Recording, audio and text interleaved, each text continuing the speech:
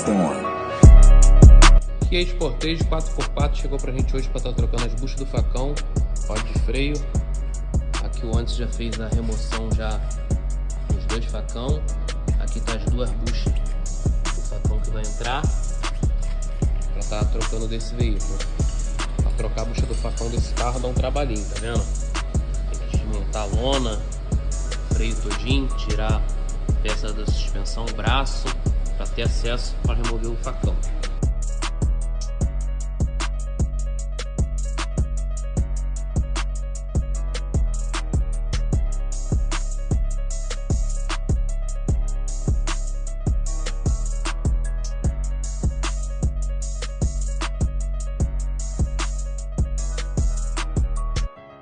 O facão daqui Sportage já está limpo e higienizado, as buchas novas já instaladas. Agora vamos estar instalando de volta aí no veículo. Bucha do facão nova instalada, facão limpo e higienizado. Foi trocado aqui, ó, dos dois lados.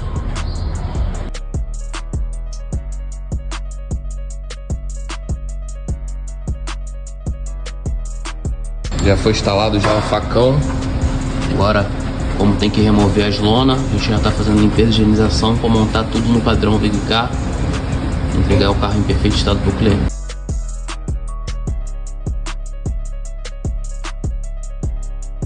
Sendo feita agora a limpeza e higienização do reservatório de fluido de freio.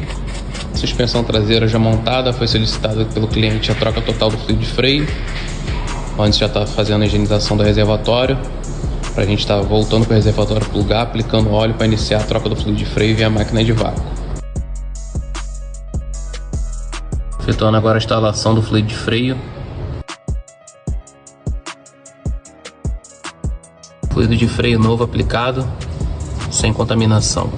Processo de finalização daqui Sportage, agora efetuando o torque correto dos parafusos da roda.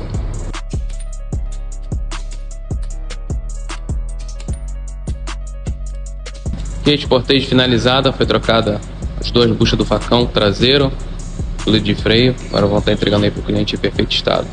É isso aí, galera. Precisando de serviço de especialidade em Hyundai Kia na RJ, é só entrar em contato conosco aí, ó. VigCar Serviço Automotivo.